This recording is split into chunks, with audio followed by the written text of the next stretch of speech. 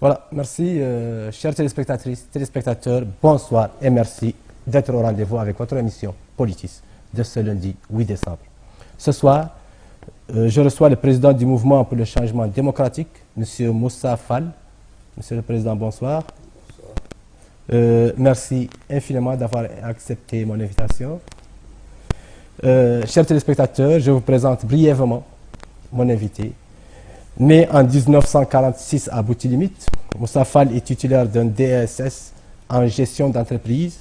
Il fait partie de cette jeunesse militante de la fin des années 60 et du début des années 70.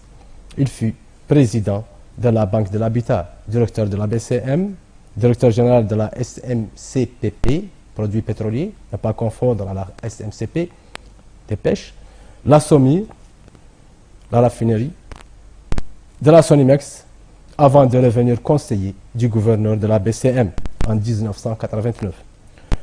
Directeur général de l'Agence nationale d'appui et d'insertion des réfugiés et secrétaire exécutif du FNDI sortant. Monsieur le Président, rebonsoir.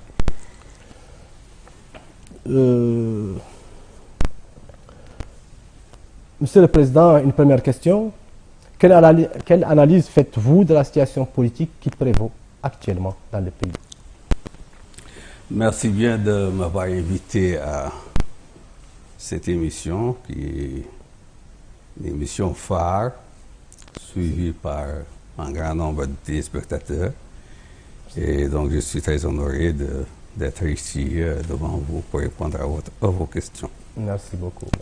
En ce qui concerne la situation politique du pays, je considère que le pays vit une crise politique, et même au-delà d'une crise politique, c'est une crise de système.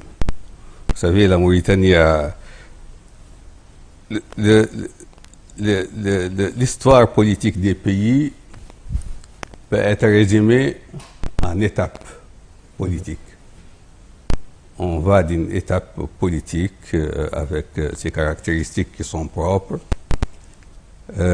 avec donc ces données politiques qui sont propres, et on entre dans une étape politique différente pour naturellement en sortir après vers une autre étape. Pour prendre l'exemple de la Mauritanie, vous savez que la Mauritanie a connu son indépendance en 1960.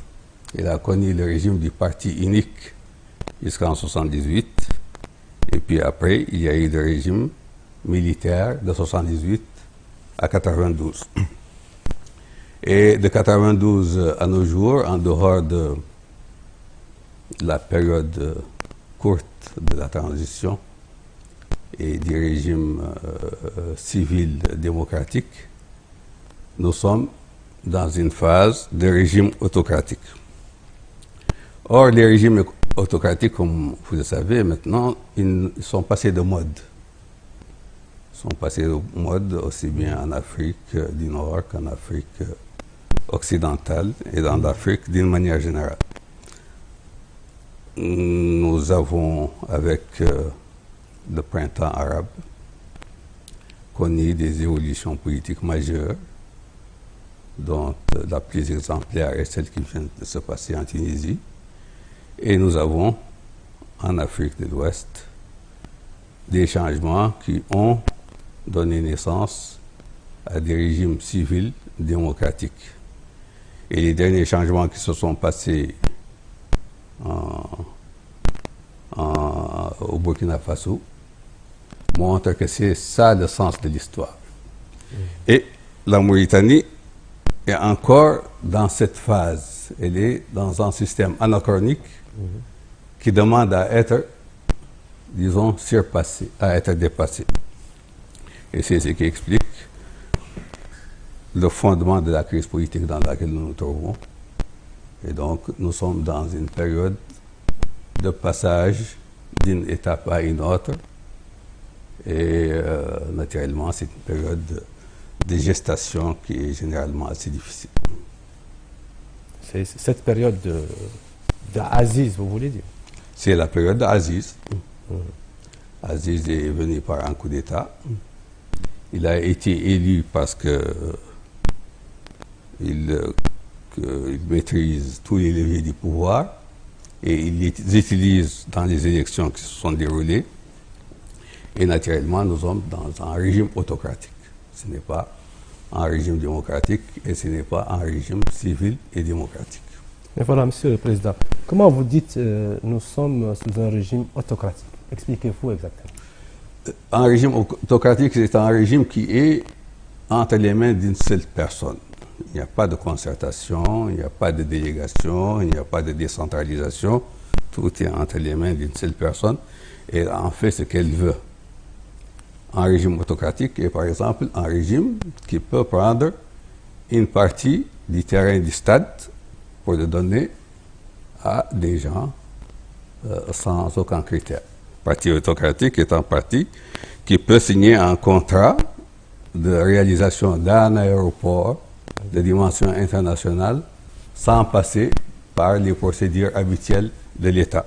Parce que l'État doit être géré selon des critères, selon des règles, et il y a des interdits que ne peuvent se permettre que des régimes autocratiques.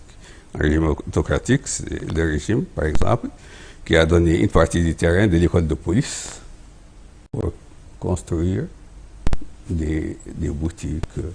Oui, mais ces terrains sont vendus aux contribuables. Mais les terrains, on ne sait pas s'ils sont vendus ou s'ils ne sont pas. Il y a une opacité totale et de toutes les façons, le domaine public, il ne peut pas être cédé n'importe comment. Voilà. Vous continuez à vous opposer à M. Aziz, malgré, depuis sa première élection, alors qu'il a démissionné du pouvoir.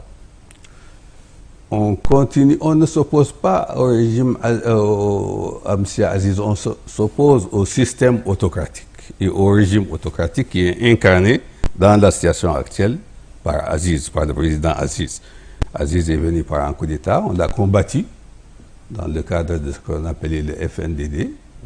On a continué à le combattre après son élection et jusqu'à présent on continue à le combattre pour justement faire en sorte que le pays s'engage définitivement dans une voie nouvelle, démocratique, où les citoyens participent à la gestion des affaires du pays, où il n'y a pas de parti pris, il n'y a pas de prête-bande qui sont données à des gens, où il n'y a pas de favoritisme, où les choses sont gérées de façon transparente et selon des normes et des règles modernes que connaissent un ensemble de pays maintenant.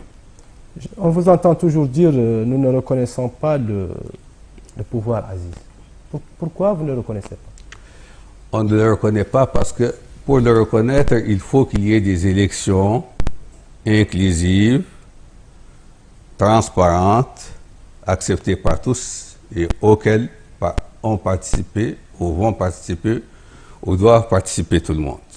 Et cela demande un certain nombre d'exigences. Cela demande en premier lieu un état de droit qui ne s'implique pas dans la politique. Cela demande qu'il n'y ait pas un parti-État. Cela demande qu'il n'y ait pas un parti-État qui est présidé par une personne qui a un salaire de ministre. Cela demande qu'il n'y ait pas un parti-État qui engage toute son administration dans le jeu électoral. Cela demande qu'il n'y ait pas un parti-État qui utilise les moyens de l'État au profit d'un candidat ou d'un parti. Si ces conditions sont réunies, tout le monde doit participer et tout le monde aussi doit accepter les résultats des élections et doit les défendre, quels que soient d'ailleurs ces résultats. Oui, mais vous n'avez jamais reconnu les résultats. Même les premières élections où Aziz a gagné haut les mains, vous n'avez pas reconnu. On ne les a pas reconnus, c'est à nuancer. C'est à nuancer. Mais ces premières élections ont été jugées. Donc vous avez participé aussi. Hein? Donc vous avez participé, c'est-à-dire en composition. Nous avons participé à ces élections. Il y a certains qui les ont reconnus, il y a d'autres qui ne les ont pas reconnus dans l'opposition. Mais globalement, elles étaient entachées d'irrégularités dans la mesure où l'appareil de l'État a été utilisé au profit du candidat Aziz, ce qui ne doit pas être. Et dans la mesure où, dans la préparation de ces élections, il y a eu des entraves au bon déroulement du processus de préparation de ces élections. Un coup d'État qui a été fait par le Premier ministre, qui a convoqué le corps électoral alors qu'il ne devait pas le convoquer, etc. Donc il y a eu un ensemble d'irrégularités qui font qu'on n'a pas reconnu ces résultats. Mais avez-vous des preuves à l'époque que ces élections ont été passées dans... Elles ont été discutées à l'époque, ces preuves, elles ont été données à l'époque. Non, il n'y a eu que CB que vous avez dit que ça saute. CB, que ça saute, de toutes les façons. À l'époque, le fond, c'est ça. Le fond, c'est est-ce que les compétiteurs dans une élection partent à armes égales ou non? À partir du moment où certains ont des moyens de l'État que n'ont pas d'autres, le jeu est faussé. Et donc, les résultats ne sont pas reconnaissables. Très bien. Passons à autre chose, Monsieur le Président. Quelles sont les raisons qui vous ont poussé à quitter votre parti ADL à l'époque? En 2011, c'est ça? Alors, c'est avec beaucoup de regrets qu'on a quitté ce parti parce que c'était un bon parti. C'était un parti de grandes personnalités qui sont présentes qui avaient un maillage, qui présentaient un maillage sur toute l'étendue du territoire, qui avait aussi un poids politique relativement important de là où elle venait, et qui avait, chose rare, des convictions. Alors, des personnalités qui ont des convictions et qui acceptent de s'engager dans l'opposition, c'était, je crois, la première fois que cela arrivait, en tout cas à une échelle aussi importante en Mauritanie. Et donc, on était très attachés à ce parti. Et alors, ce parti à un moment donné, il s'est posé à lui la question de négocier avec le pouvoir. Et il a discuté avec le pouvoir, il a négocié avec le pouvoir. Et il y a eu un accord.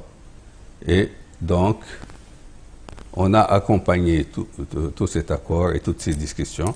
Et on est allé jusqu'à la frontière que nous ne pouvons pas franchir.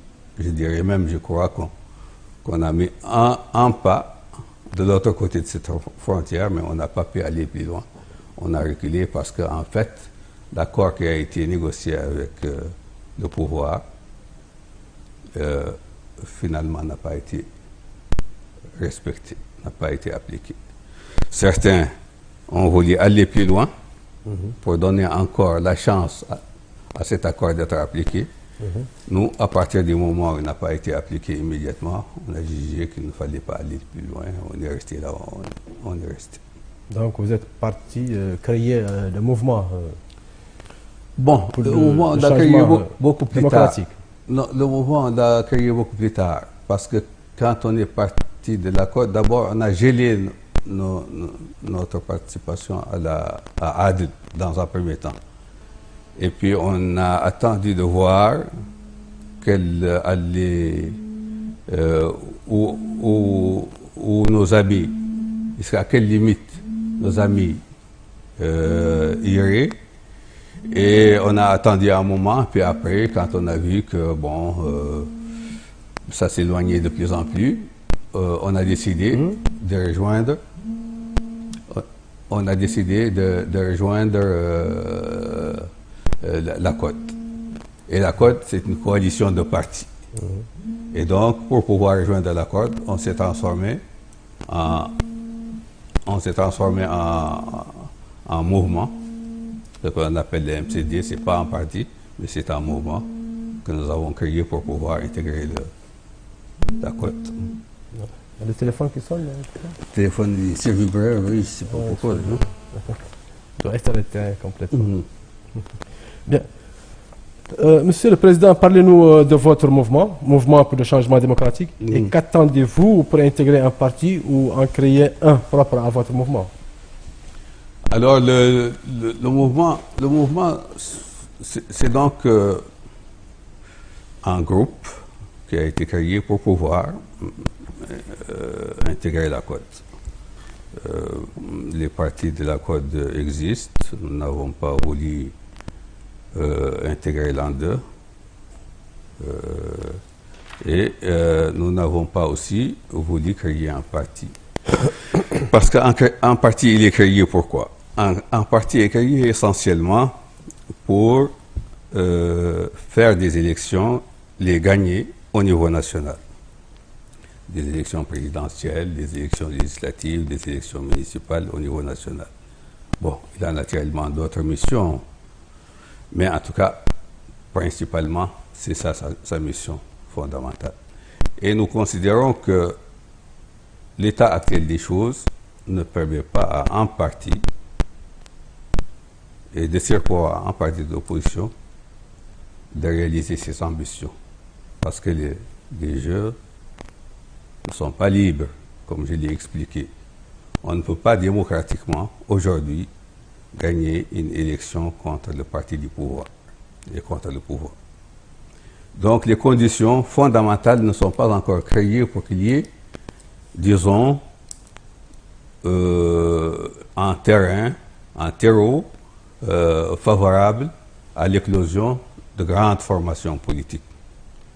Créer des partis d'opposition pour mener une bataille pour la transformation démocratique, mais accessoirement, on peut participer de temps à autre à des élections, mais pour avoir des miettes.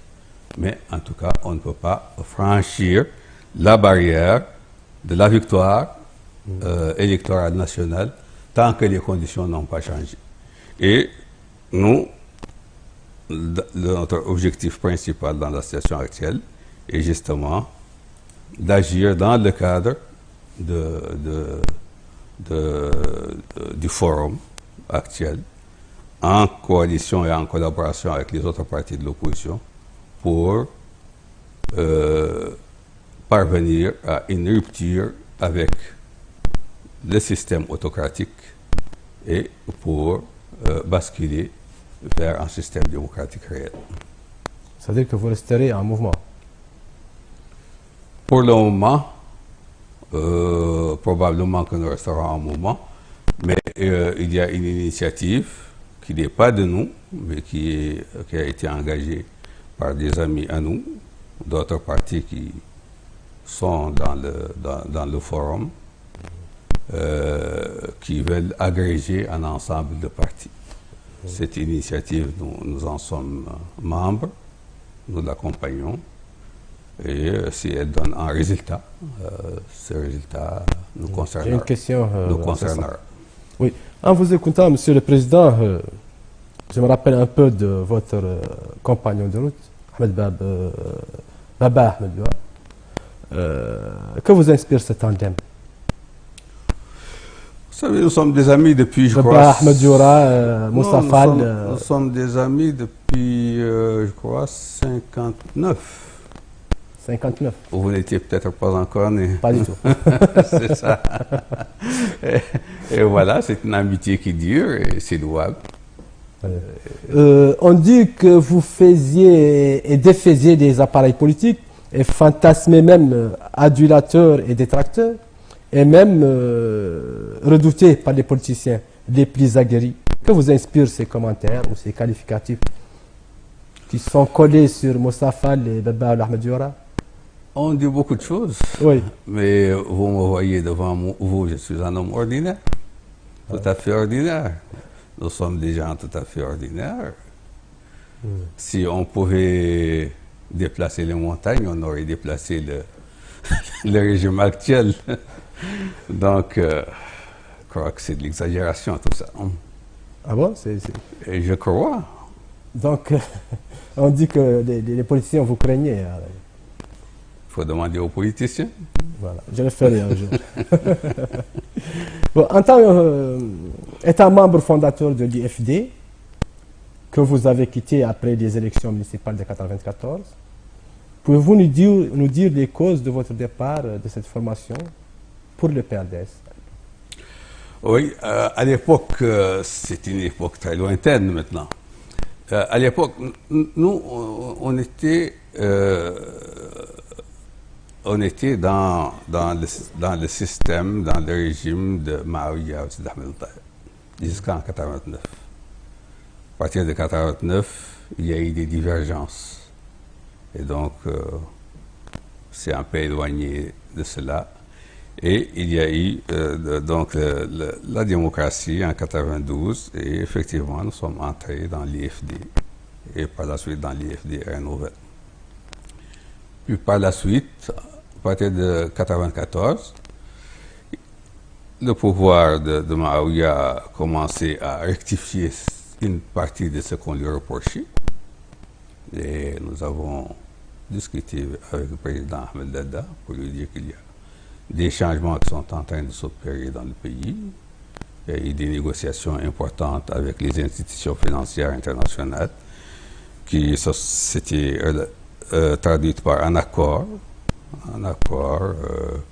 avec la Banque mondiale, avec le Fonds monétaire. Il y a eu le rétablissement des relations diplomatiques avec le Sénégal.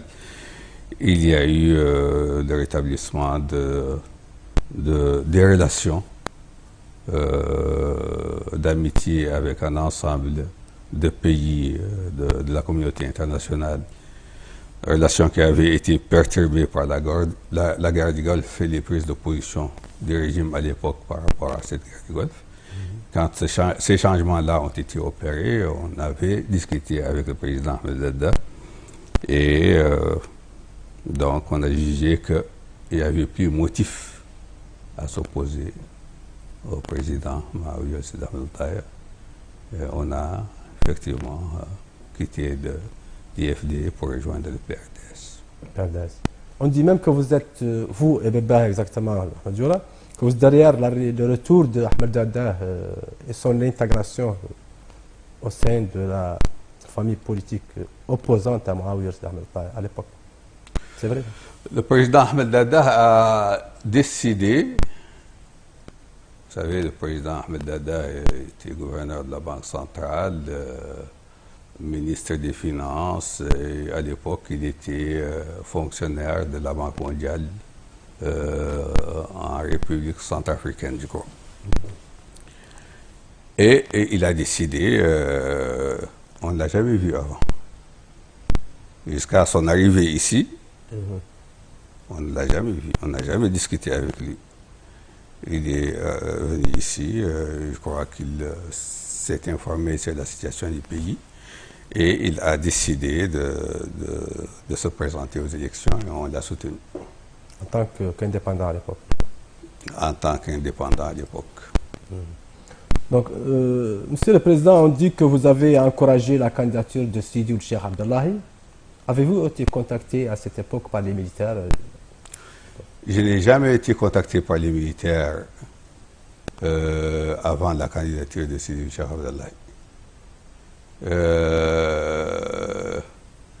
J'ai eu des discussions avec le président Sidi Ould Cheikh Abdallahi avant sa candidature. Et après, je ne me souviens plus très bien des moments. Mais en tout cas, durant cette période de transition, c'est sur l'initiative d'un ami, pas sur mon initiative, ni sur celle des militaires, sur l'initiative d'un ami que j'ai eu, je crois, 2 ou 3 discussions en présence de cet ami-là avec Mohamed El Abdelaziz. Pour la candidature de Sidi? Pour, disons, la transition, la candidature de Sidi, autre chose. Très bien. Et après l'élection du candidat Ould Cheikh Abdallahi, vous étiez pressenti comme secrétaire général de la présidence. Qu'est-ce qui s'est passé? Je n'ai jamais été pressenti comme secrétaire général de la présidence. Jamais. Quand vous étiez son monsieur politique à l'époque, vous croyez que... Non, je n'étais pas son monsieur politique. On avait des relations, on discutait. Et la première fois que je l'ai vu d'ailleurs, après son élection, il m'a dit qu'il n'avait pas prévu de me mettre dans son gouvernement. Très bien. On vous a nommé à l'Agence nationale d'appui et d'insertion des réfugiés. Oui. Oui. Cette agence qui était chargée de l'épineux dossier du retour des réfugiés au Sénégal et au Mali. Quelle était votre stratégie à l'époque? Est-ce que le retour de nos compatriotes s'est bien déroulé, sincèrement? Vous savez, c'est une affaire très compliquée. On dit généralement que quand des populations sont déplacées, il faut une dizaine d'années pour qu'ils s'adaptent à leur nouveau milieu. Nous, à l'époque, on avait une stratégie qui s'articulait sur deux axes. Le premier axe était un axe d'accueil et d'assistance immédiate aux personnes qui revenaient de l'extérieur. Il fallait nécessairement leur donner les moyens de subsistance. Il fallait subvenir à leurs besoins les plus urgents dans l'immédiat. Et c'était un programme, disons, d'assistance, d'accueil et d'assistance au retour. Mais on avait un second programme qui était beaucoup plus ambitieux, qu'on avait chiffré à 90 millions de dollars et pour lequel on avait organisé une table ronde qui a suscité un intérêt certain. Et d'ailleurs, la représentante résidente du PNUD à l'époque était très enthousiaste et elle voulait ouvrir un compte pour loger les différentes contributions qui venaient pour ce fonds de 90 millions. Et ces 90 millions étaient destinés à réaliser des programmes d'insertion durable, des programmes de développement pour ces populations, mais pas seulement pour ces populations, pour l'ensemble des populations qui vivent à côté d'elles. Parce que quand on fait des programmes spécifiques à une partie de la population, ça crée des rivalités, ça crée des envies, et donc c'est source de conflits. On avait justement programmé des plans de développement durable qui, en faveur des populations qui viennent d'arriver et des populations qui étaient là et qui cohabitent à côté d'elles. C'est à ces conditions qu'on pensait pouvoir naturellement réaliser une insertion durable de ces populations et de leur trouver aussi le moyen de vivre de façon acceptable dans leur pays. Dans ce programme, il y avait naturellement des projets d'habitat, des projets de scolarisation, des projets de santé, des projets d'eau potable, des projets agricoles, en ensemble, donc, un package de projets qui devaient être réalisés. Et finalement, avec le coup d'État, naturellement, tous les financements ont été suspendus. Et moi-même, j'ai démissionné immédiatement quand il y a eu ce coup d'État. Oui, et après, qu'est-ce que vous avez ressenti? Est-ce que le retour, ça s'est bien déroulé? Ah, après, je suis ça comme vous le suivez dans la presse. Oui, quelle est votre opinion? Je ne suis jamais revenu là-bas. Jamais.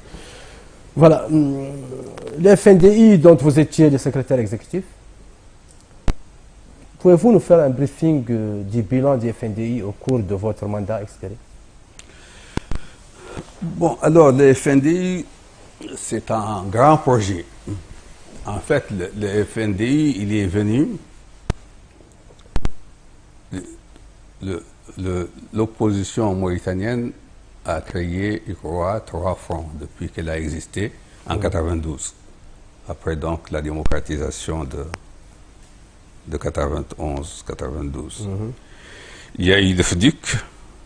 Le FDUC, c'était un assemblage de groupuscules qui étaient clandestins ou semi-clandestins et qui se sont donc coalisés et ils ont créé l'IFD, qui est devenu un très grand parti qui a... L'Union des forces démocratiques. L'Union des forces démocratiques, par la suite l'IFD renouvelle. C'est la mère d'un ensemble de partis existants. L'APP, l'IFP, nous, beaucoup de ces grands partis sont issus de l'IFD. Puis, après le coup d'État, justement d'Aziz, il y a eu le FNDD. Le FNDD, oui. Le Front National de Défense de la Démocratie. Alors, le FNDD est un front qui qui s'est créé essentiellement entre des partis politiques et pour défendre la démocratie et pour faire échec au coup d'État. Et il a mobilisé essentiellement les partis politiques. Essentiellement les partis politiques. Et il a mené une bataille qui a abouti à l'accord de Dakar. Et après, donc, il y a eu les FNDU. Les FNDU, c'est une forme supérieure.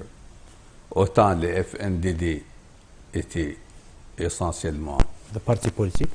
des partis politiques et pour la démocratie, autant les FNDU est un assemblage plus varié, plus composite. Il y a les partis politiques, 17 partis politiques, il y a des centrales syndicales, il y a la société civile et il y a des personnalités indépendantes. C'est la plus grande coalition jamais réalisée en Mauritanie. Et c'est une chance d'ailleurs pour la Mauritanie parce que si on arrive à coaliser tout ce monde et à faire en sorte que l'action de tout ce monde soit une action contrôlée et bien orientée, ça peut éviter à la Mauritanie beaucoup de soubresauts et de dérapages qu'on connaît dans notre pays. Alors, le FNDI est fondé sur la base de deux éléments essentiels. Le premier, c'est la lutte pour la démocratisation de la Mauritanie, la rupture avec l'autocratie dont j'ai parlé, et une démocratisation véritable de la Mauritanie. Et l'autre, c'est naturellement les préoccupations de ces composantes que sont la société civile pour les problèmes de société, problèmes de l'unité nationale, problèmes de la lutte contre l'esclavage et ses séquelles, problèmes posés par les syndicats, problèmes des travailleurs, problèmes du chômage, problèmes de la cherté de la vie, problèmes de la pauvreté, problèmes sociaux, problèmes revendicatifs divers, les personnalités indépendantes qui sont plus ou moins proches un peu de tout ce monde-là, qui incarne des valeurs nationales qu'on a tendance de plus en plus à oublier. Très bien. Très bien, Monsieur le Président. Le FNDU vient de se restructurer et s'est doté d'un plan d'action. Quelles seront les prochaines étapes de ce rassemblement? Alors, le FNDI, son objectif est cela. On fait en sorte que la Mauritanie entre dans un système démocratique véritable, mais qu'elle y entre aussi en apportant des solutions à ce qu'on appelle le vivre ensemble dans une atmosphère de fraternité, d'égalité et de justice. Et cela, le FNDU, je disais que c'était une chance pour la Mauritanie, elle veut le faire par des voies démocratiques et pacifiques, en évitant tout dérapage à ce pays. Les voies démocratiques et pacifiques, c'est quoi? C'est la pression sur le pouvoir. Le pouvoir ne fera jamais quelque chose de lui-même. Il faut qu'il y ait une pression. Et cette pression doit donner lieu, doit se traduire ou doit aboutir à un dialogue entre le pouvoir et l'opposition afin de parvenir donc à dégager les voies d'une solution politique convenable à tous de la crise que connaît le pays. Et dans ce cadre-là, effectivement, il y a un ensemble d'activités qui sont prévues dans ce plan d'action. Il y a des activités des partis politiques, des centrales syndicales, de la société civile, qui vont se traduire par, disons, des missions à l'intérieur du pays, par des conférences, débats sur les grands problèmes de société, sur les grands problèmes des citoyens, sur la gestion de l'État, la gouvernance du pays, et qui va se traduire certainement aussi par des actions de rue naturellement pacifique, mais aussi déterminé. Voilà. Donc, vous n'allez plus vous limiter à Nouakchott, vous seriez dans l'intérieur du pays. On va aller dans l'intérieur du pays, c'est ce qui est prévu. Par- Tout en n'abandonnant pas Nouakchott naturellement. Bien sûr. Donc, quel crédit peut-on donner aux rumeurs persistantes qui circulent depuis la fin du processus électoral? Des rumeurs qui font état de la possibilité d'une reprise d'un dialogue politique, d'une dissolution de l'Assemblée nationale et de l'organisation d'élections municipales et législatives anticipées. Il faut commencer par le dialogue politique. Et il faut commencer aussi par un dialogue sincère, engagé dans l'intention de trouver des solutions sérieuses. Et ce dialogue politique n'a pas encore commencé. Tant que le dialogue politique ne commence pas, l'organisation des élections est inutile. Elle ne sert absolument à rien. Il faut faire le dialogue, il faut s'entendre sur quelque chose. Et une fois qu'il y a une entente, qu'il y a un accord, alors on peut envisager des élections. Et vous êtes prêt pour un dialogue? Nous sommes toujours prêts pour un dialogue. Mais il faut qu'il soit sincère. Oui. Ce qui est une autre question. On ne peut savoir qu'il est sincère sans s'asseoir autour d'une table. Autour de la table, on s'est déjà assis plusieurs fois autour de la table, ça a été médiatisé, puis c'est un flop. Avant de s'asseoir sur la table, il faut que nous ayons l'assurance qu'on veut s'acheminer vers un dialogue sérieux. Oui. Récemment, le nouveau président de l'UPR avait déclaré que son parti était disposé à engager un dialogue avec tous les acteurs politiques, sans exclusive. Pourquoi n'avez-vous pas saisi la balle au bon? Ici, il n'y a qu'un seul chef. Comme je l'ai dit, ce genre, ce type de système de régime est dirigé par une personne. Oui, mais ça, c'est le parti. Le parti du pouvoir, le parti de l'État, nous, on ne lui accorde aucun crédit. Parce que nous pensons que c'est l'un des obstacles à l'acheminement du pays vers une démocratie. Il faut que le parti de l'État, un parti qui vit par le soutien de l'État, qui gagne par le soutien de l'État, il faut que ça n'existe plus dans ce pays. Ah bon. Donc, quelles sont les conditions du FNDI pour une reprise du dialogue? Le jour où le dialogue, Énumérez-nous le exactement jour vos où le conditions. dialogue s'ouvrira, vous m'invitez et on discutera des conditions. Pour le moment, c'est prématuré. Non, vous avez certes des conditions à poser On verra bien. pour un dialogue. On verra bien. Pour le moment, on n'est pas très pressé de définir les conditions parce qu'on ne voit pas encore venir le dialogue. Le jour où on le verra venir, nous ferons une plateforme que nous vous transmettrons et que nous développerons devant vous. Oui, le président Aziz a reçu aujourd'hui le président de l'institution démocratique, de l'opposition démocratique. Quel commentaire faites-vous? Enfin, le bureau d'ailleurs, tous les bureaux d'ailleurs. Non, je ne fais pas de commentaire. Bon, le président de l'opposition, de l'institution de l'opposition a été désigné selon les textes. Et il doit avoir, je crois, le président une fois tous les 3 mois, je crois.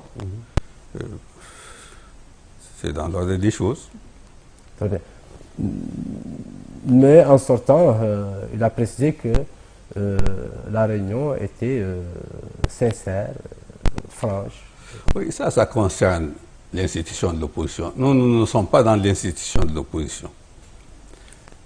L'institution de Mais lui, il l'opposition. représente l'opposition. Non, il ne représente pas l'opposition, il représente l'institution. Il est président de l'institution de l'opposition et il représente les partis qui sont dans l'institution de l'opposition.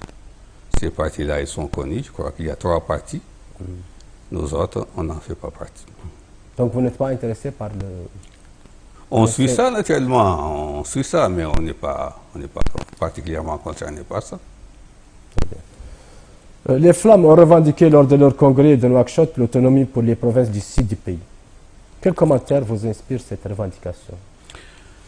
C'est une revendication qui est faite par les Flammes. Ils ont tout à fait le droit de revendiquer ce qu'ils veulent. Mais moi, je pense que tout cela, tous ces problèmes-là, ils doivent être discutés dans un cadre national ouvert et des passionnés. Il ne faut pas que chacun dise, moi, voilà, moi, ce que je veux, c'est ça. Et il faut qu'on me le donne. Chacun doit dire ce que je veux, c'est ça, si cela est possible et si cela est accepté par tout le monde. Le jour où il y a un dialogue national sur l'ensemble de ces questions, le jour où ce dialogue est fait dans un esprit constructif, le jour où ce dialogue n'est pas dépassionné, le jour où on veut trouver des solutions objectives qui conviennent à tout le monde, ce jour-là sera un grand jour pour la Mauritanie et je pense qu'il en sortira des solutions qui sont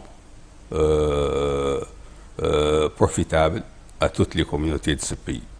Mais il faut que les gens se parlent. Il faut que le FLAM, il faut que toutes les autres formations, toutes les autres organisations, et naturellement, ceux qui ne sont pas, les FNDI, le pouvoir et tout le monde, ce monde-là, trouvent le moyen de dialoguer sur ces grandes questions, aussi bien sur la question de l'unité nationale, sur la question de l'autonomie, sur toutes ces questions, question du pacifique humanitaire, et que, en patriote, en nationaliste, en personnes, en citoyens qui sont attachés à l'unité de leur pays et à sa cohésion, qu'ils trouvent des solutions qui conviennent. Ces solutions peuvent être trouvées et elles existent, mais il faut les chercher. Et il faut faire l'effort de les chercher. Quelle explication faites-vous de la montée en puissance des discours xénophobes et sectaires à laquelle nous assistons depuis un certain temps dans notre pays? En réalité, ces discours, ils existent, ils se radicalisent par certains endroits. Ils se nuancent par d'autres endroits. Mais ils existent parce que ces questions-là ne trouvent pas de solution. Il n'y a pas une volonté nationale de trouver des solutions à ces questions. Nous, au niveau du forum, on a organisé des discussions dans des ateliers sur ces questions, sur la question de l'unité nationale, sur la question de l'esclavage. Ça a été extrêmement houleux, ça a été extrêmement dur par moments, ça a été extrêmement sincère et blessant par moments, mais il en est sorti des textes qui ont été applaudis par tout le monde. Si cela fait au niveau national, et si les moyens sont mis pour justement trouver des solutions à ces questions, parce qu'il faut y mettre les moyens que l'opposition n'a pas, je crois que ces solutions peuvent être trouvées. Et quelles sont les solutions que vous préconisez? J'attends qu'il y ait ce débat. Parce que les solutions que moi je préconise peuvent être rejetées par d'autres. Au sein de, par exemple, les solutions... On discute des solutions raisonnables, acceptables par tout le monde, des solutions justes, équitables. Très bien. Certaines formations politiques membres du FNDI avaient engagé récemment une réflexion autour de la constitution d'une fusion en un seul parti politique. Votre mouvement est-il tenté par cette fusion? J'en ai parlé dans la première partie de l'exposé. Cette initiative existe. Nous n'en sommes pas les initiateurs. Nous l'accompagnons. Nous en faisons partie. Si elle réussit, c'est bon. Nous sommes concernés par cela. Donc, dernièrement, Monsieur le Président, le Conseil des ministres a transformé le district de Nouakchott en 3 wilayas distincts. Qu'inspire une telle décision à l'ancien cadre administrateur que vous êtes? Je ne peux pas commenter cette décision parce que je ne sais pas quelles sont ses motivations. Je vois assez souvent des décisions qui sont prises comme ça, par humeur, par improvisation. Je crains qu'elle ne fasse partie de ces décisions. Mais s'il y a d'autres motivations, en tout cas, on ne les a pas expliquées et je ne les connais pas. Et donc, vraiment, je n'ai pas une opinion arrêtée sur cette question. Donc, vous ne pensez pas qu'elle est positive, cette décision? Je ne sais pas si elle est positive ou si elle est négative. Je n'ai pas une opinion. Donc, vous particulière. n'avez pas discuté de ça? Non, on n'a pas discuté de ça. On n'a pas discuté de ça. Nouakchott est une grande ville. Écoutez, Il y a beaucoup de grandes où villes l'insécurité... il y a beaucoup de grandes villes qui sont gérées par un seul préfet, ou par un seul gouverneur, ou par un seul... Très bien. L'administration n'est jamais décentralisée dans les grandes villes, hein.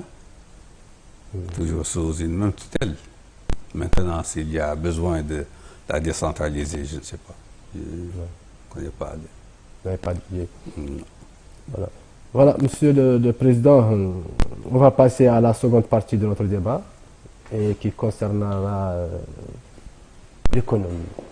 Tout d'abord, quelle analyse faites-vous, Monsieur Moussa Fall, de la situation économique qui prévaut actuellement en Mauritanie, de manière générale?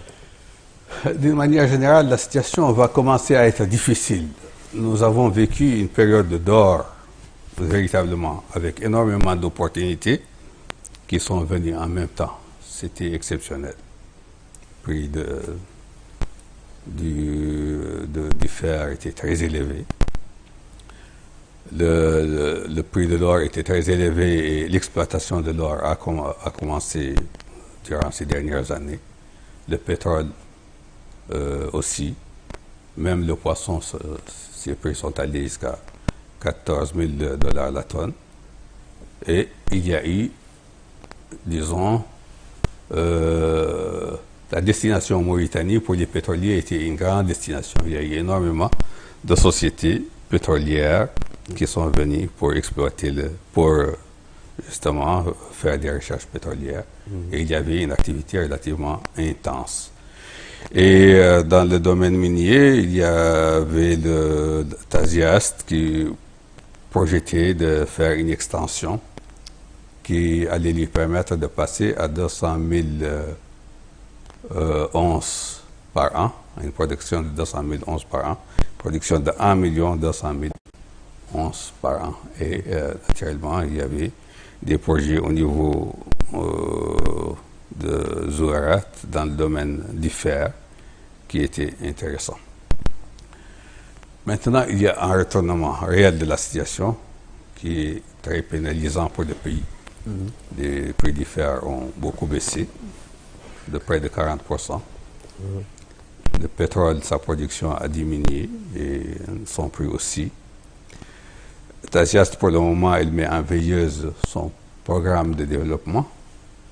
Les sociétés pétrolières sont toutes parties, ont toutes arrêté leurs recherches. Et la société Xstrata qui voulait exploiter Le fer à travers la SNIM. oui, elle a renoncé aussi. Pour le moment, elle a mis en veilleuse. Donc, on s'achemine vers une situation difficile parce que, en réalité, la Mauritanie, 97% de ses exportations, c'est ce dont je viens de parler. Le fer, l'or, le pétrole, le poisson. Et si ces secteurs connaissent des difficultés, la Mauritanie, naturellement, ne sera pas épargnée. Et donc, on entre dans une situation qui est relativement difficile sur le plan économique.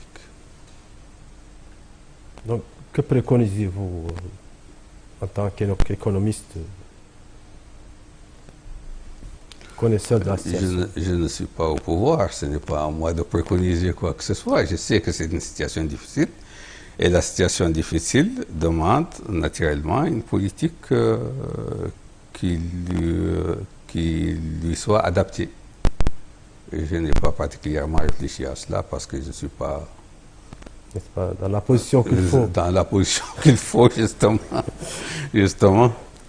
Oui, notre économie est basée sur 5 types, comme vous venez de dire, la pêche, l'élevage, le minerai, le fer, le pétrole, l'agriculture, pour 3 millions d'habitants. Pourquoi sommes-nous classés parmi les pays pauvres?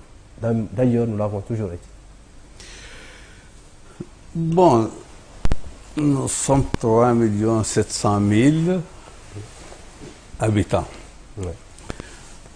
Nous avons maintenant, sommes parmi les pays à revenu moyen et bas de gamme, comme on dit. En fait, jusqu'à il y a 3 ans, 4 ans, 5 ans, nos revenus étaient relativement limités parce qu'il n'y avait que essentiellement le fer et le poisson. L'or et le pétrole sont venus Plus tard. et le cuivre sont venus plus tard. Et durant les 4 à 5 dernières années, nous avions eu des occasions extraordinaires. Mais nous les avons mal investis. On aurait pu les investir pour justement créer les bases d'une économie nouvelle, solide, plus diversifiée, plus ouverte, plus compétitive. Et malheureusement, ça n'a pas été le cas. Pourquoi? Alors, parce qu'on a préféré orienter les ressources vers des investissements dont la productivité et la rentabilité n'est pas assurée. Et ces investissements ne préparent pas l'avenir. Par exemple, on parle beaucoup de la croissance du PIB, etc. Exactement. Détaillez-nous un peu exactement. Je vais vous détailler cela en relation avec ce que je viens de dire. Savez-vous que le PIB de la Mauritanie, il est créé par l'agriculture, les mines, le secteur minier, les administrations, pas l'efficacité de l'administration, mais les salaires des administrations. L'agriculture, il est calculé en fonction de la pluviométrie, de l'observation des satellites sur les aménagements exploités, etc. C'est pas très rigoureux, mais enfin, c'est une méthode de calcul comme ça. Et donc, les administrations, les mines, l'agriculture, les bâtiments. Bâtiments, l'infrastructure. Oui. Alors, les mines, ce sont des ressources qui sont épuisables. C'est une richesse naturelle qui est donnée par le bon Dieu, qu'on exploite. Ouais. Mais tant qu'on l'exploite, ça crée de la richesse, des emplois, mais au bout du compte, ce n'est pas pérenne parce que c'est des économies non renouvelables. Oui, c'est ça. L'agriculture, elle est très dépendante de la pluviométrie. C'est relativement aléatoire. Les bâtiments, j'ai parlé tout à l'heure des terrains qui sont dans le stade, mais tous ces terrains-là, tous ces bâtiments-là qu'on est en train de construire, ils sont intégrés dans le calcul du PIB. Ah bon? Les buildings, les gratte-ciel qu'on est en train de construire dans la place des blocs, ils sont intégrés dans le calcul du PIB. L'aéroport de Nouakchott, qui ne finira peut-être jamais, il est intégré dans le calcul du PIB. Ces projets-là, est-ce qu'ils sont utiles pour l'économie? Est-ce qu'ils sont utiles pour le consommateur? Est-ce qu'ils sont utiles pour les citoyens lambda qui est à l'intérieur du pays? Ils n'ont aucune utilité pour ce pays. Le building de la SNIM, en quoi il est utile pour la SNIM? Il est nocif pour la SNIM parce qu'il absorbe énormément de ressources qui auraient pu être mises, qui auraient pu être utilisées pour la recherche de la SNIM, pour le développement de la SNIM. Alors on les met, alors que la SNIM, depuis son existence, alors que sa production n'a pas changé, il est toujours de 10 millions de tonnes par an, elle a des bureaux ici qui satisfont à ses besoins. Pourquoi créer pour le prestige des buildings dont l'utilisation est incertaine? Donc, notre PIB, il est fait par une économie qui est très fragile et il a permis, et les ressources ont permis de réaliser des investissements qui ne préparent pas l'avenir.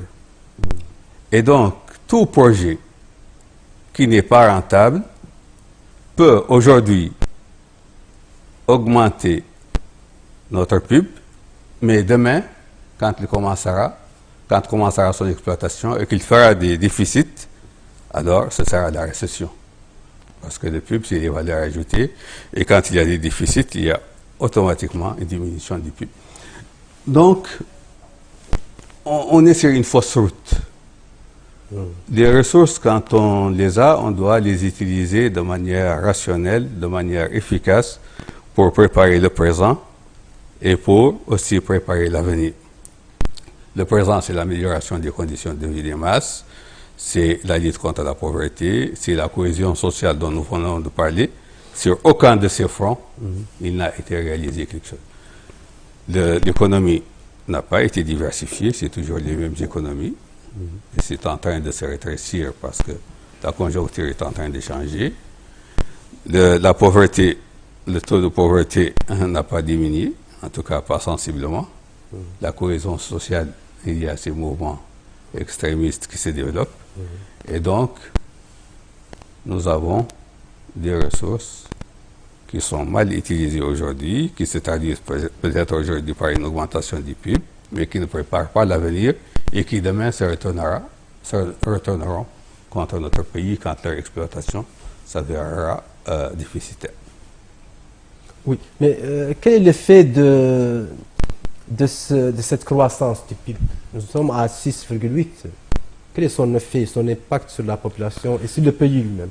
Je vous ai dit que le PIB, il y a un grand économiste qui est d'ailleurs prix Nobel de la paix qui s'appelle Stiglitz, je crois qu'il est prix Nobel de la paix en 2001, qui dit que le PIB est trompeur. Il nous donne de fausses indications. Parce que ce qu'il y a derrière le PIB, il faut le savoir. Et ce que prépare le PIB, il faut le savoir. Qu'est-ce qui a créé ce PIB? Quelle est l'économie qui a généré ce PIB? Est-ce une bonne économie ou une mauvaise économie?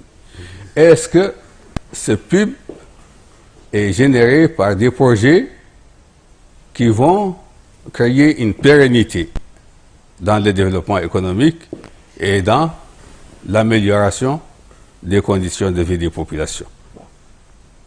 La réponse à ces questions, c'est celle que je vous ai donnée. En tout cas, en ce qui concerne la Mauritanie, ce n'est pas le cas. Et de plus en plus, beaucoup de chercheurs d'ailleurs disent qu'il faut trouver d'autres indicateurs qui ne sont pas le PIB. Et effectivement, il y a énormément d'indicateurs qui sont développés aujourd'hui et qui sortent, comme l'indice de développement humain, qui calcule à la fois, disons, le développement économique, le développement social, l'alphabétisation, l'instruction, la répartition des biens, la pauvreté, etc., etc. Il calcule un grand nombre il y a un grand nombre de critères qui sont à la base du calcul de cette IDH qui est de plus en plus favorisée. Il y a d'autres indicateurs comme l'indicateur de bonne gouvernance, comme l'indicateur de la transparence en matière de bonne gestion, comme l'indicateur en matière de bonne gouvernance. Et je rappelle en passant que par rapport à tous ces indicateurs, la Mauritanie a fortement chuté de 2008 à aujourd'hui. Par rapport à l'ensemble de ces indicateurs, la Mauritanie a perdu énormément de points de 2008 à aujourd'hui. C'est extraordinaire. Oui, Monsieur le Président, la Mauritanie est devenue producteur de pétrole début 2006. Ce gisement est entré en production en février 2006. Le gouvernement à l'époque a tablé sur une production à terme de 100 000 barils par jour. Plusieurs autres gisements, Tiof, Banda, Tevel, ont été repérés. Pourquoi la Mauritanie n'a eu cet avenir comme exportateur alors que nos gisements sont estimés à 950 millions de barils jour, bien sûr du pétrole, et la qualité est plutôt bonne selon les... Mais où se situe le problème exactement? C'est un problème très technique. Je crois que les études initiales ont été réalisées sur la base de 300 000 mètres cubes jour, de moins barils jour. Aujourd'hui, on est à 6 000 barils jour. Donc, il paraît que le puits n'a pas été exploité de façon correcte, qu'il y a eu, disons, des erreurs techniques qui ont été réalisées. Et finalement, les sociétés se sont désintéressées. Woodside, qui était le premier exploitant, a vendu à une autre société. Et cette autre société a confié la gestion de ce puits à une autre. Et donc, Tevet et Tchof, finalement, on les a abandonnés pour le moment. Mais une autre conjoncture peut venir et naturellement, d'autres recherches peuvent aboutir à d'autres découvertes. C'est-à-dire, c'est toujours exploitable, c'est puis. Pour le moment, non. Et puis, de toutes les façons, la conjoncture a beaucoup changé. Maintenant, le baril, il est en dessous de $80. Il vient de 100, 110. Bien. Monsieur le Président, d'un autre côté, les ménages mauritaniens sont confrontés à une sorte de dérégulation du marché marquée par une flambée des prix de première nécessité. Qu'est-ce qui vous inspire ce commentaire? Bon, oui, ça m'inspire. D'abord, je voudrais un peu parler de... Officiellement, on dit que l'inflation est à 3,5%, etc. Mais en fait, les conditions de vie sont difficiles. Et les prix, à 5, non? 3,5, ils disent la dernière. En tout cas, mission d'évaluation était à 3,5, mais elle projette d'aller vers les 4,5 pour 2014, je crois. 2014, ou 5. 2015. 2015, 5, oui. Oui, je ne sais pas. Ah, En tout cas, donc les prix sont effectivement assez chers. Et tout le monde s'en plaint. Et pour faire face à cela, le pouvoir a décidé une augmentation des salaires, comme vous le savez, dans le cadre du nouveau budget. Et alors, cette augmentation, il faut la voir d'un peu plus près. Parce que cette augmentation de salaire va se traduire par une augmentation de la masse salariale de 10 milliards par an, desquels il faut naturellement retirer l'impôt sur les traitements et salaires. Peut-être de 2 milliards, 1,5 milliard, 2 milliards. Ça fait une augmentation réelle de 8 milliards. Alors, cette augmentation, elle est accompagnée de façon sournoise par une augmentation de la TVA qui va encore augmenter les prix. La TVA est passée de 14% à 16%. À 16%, oui. Ça fait 17 milliards. Alors, on donne à peu près 8 milliards pour récupérer 17 milliards d'un autre côté. Et de l'autre côté, vous avez constaté que le prix du pétrole a très fortement chuté. On est passé... Le fer aussi. Non, mais le pétrole maintenant. Le pétrole importé. Donc, la facture pétrolière va diminuer. On est passé de $110 la tonne à moins de $80 la tonne. Je crois que c'est vers les $70 la tonne. Et cette diminution devait être répercutée sur les prix à la pompe. Alors, ce différentiel n'est pas répercuté sur les prix à la pompe. On maintient les prix à la pompe au même niveau. Cela veut dire qu'il y a, disons, un fonds qui va être récupéré par l'État, par le Trésor, un fonds qui est estimé à peu près à 80 millions d'ouguiyas par jour. Ça fait à peu près 25 à 30 milliards d'ouguiyas qui seront récupérés. Ce qui veut dire que les conditions de vie et les prix, non seulement ils ne vont pas diminuer, au niveau du pétrole, ils ne vont pas diminuer, mais au niveau de l'ensemble des autres marchandises, ils vont augmenter par suite de l'augmentation de la TVA. Et ces augmentations, justement, ces ressources, elles viennent en compensation des manques à gagner qui sont engendrés par la conjoncture économique. Les recettes venant du secteur minier vont diminuer, les dividendes de la SNIM vont baisser de 12 milliards. Au lieu d'être alimentés par, disons, des ressources économiques, le budget est maintenant sera alimenté par des ressources, disons, par une surtaxation dont le consommateur sera la victime. C'est nous qui payons l'augmentation de la TVA de 2% et c'est nous qui payons la non-répercussion de la diminution des prix du pétrole sur les prix à la pompe. C'est-à-dire que la cherté de la vie continue. Naturellement, on fait tout pour qu'elle le continue. Décidément. Perspective économique en Afrique. Les indicateurs économiques favorables, les chances d'atteindre les objectifs du millénaire pour le développement OMD à l'horizon 2015 restent mitigés selon perspective économique en Afrique. Des progrès ont été enregistrés pour les cibles liées à l'éducation, mais beaucoup reste à faire pour la santé. Qu'est-ce que ça veut dire exactement ce paragraphe? Bon, pour la santé en Mauritanie, l'objectif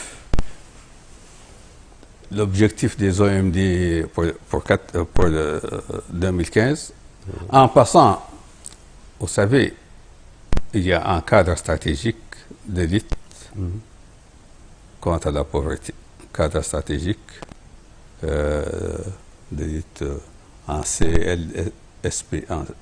CSLP, qui est fait toujours pour 4 ans, et qui aux 5 ans, et qui doit être suivi, et qui doit être naturellement évalué chaque année. Ce cadre, c'est le cadre qui définit la stratégie économique du pays.